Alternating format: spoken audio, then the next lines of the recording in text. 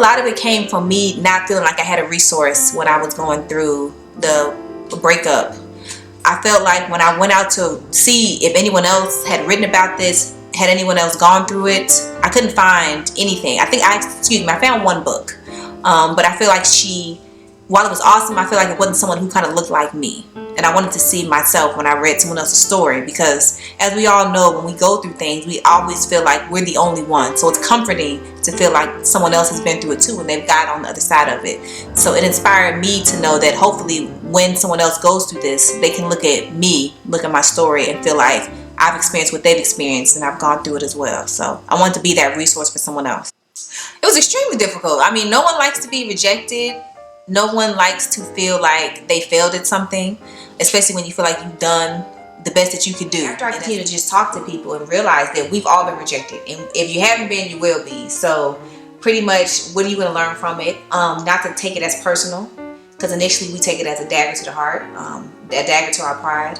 So it was humbling, because I think people see me as this strong, hear me roar type woman, and it was a time of me being vulnerable and saying, yeah, he didn't want me, and guess what? That's okay. So it was hard initially, but once I realized that I wasn't the only one, we're all going to be rejected in some phase of life, it made it a lot easier. But on the onslaught, it was difficult.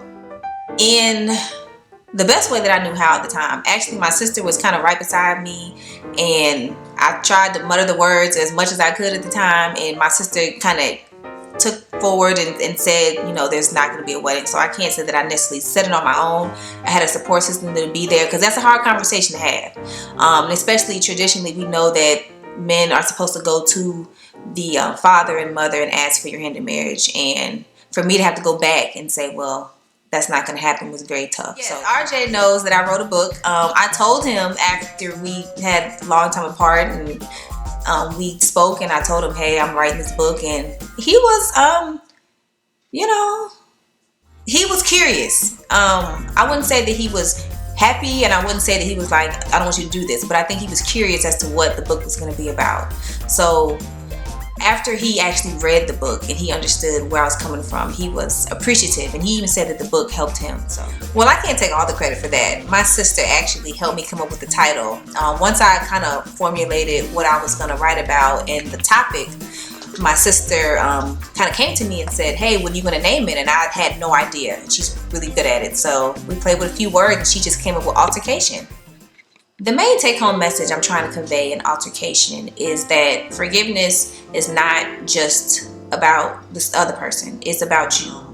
We've all in life have either needed forgiveness or needed to forgive somebody else. The lack of forgiveness is a weight, and you can say it's bondage. Think of it as an anchor, as a ship. You're trying to sail, and the water's still moving, but you're not moving. And as much as we think that we're moving forward, we're not, because this is holding us back, and it's either keeping us in condemnation or someone else. So it's freeing to forgive. That's not to say that you're going to forget what has happened, or that you should just act like and erase it. But it is to say that, I forgive you, you've done me wrong, and I moved on. Yeah, I realized that forgiveness is cyclical. You'll have to do it over and over again, and that's okay. And that it's a weight that you want to release from yourself, because it can propel you. This book has helped me find my purpose. It's helped me understand what it is I need to be doing with my life, and it's helped me free people, and forgive myself. And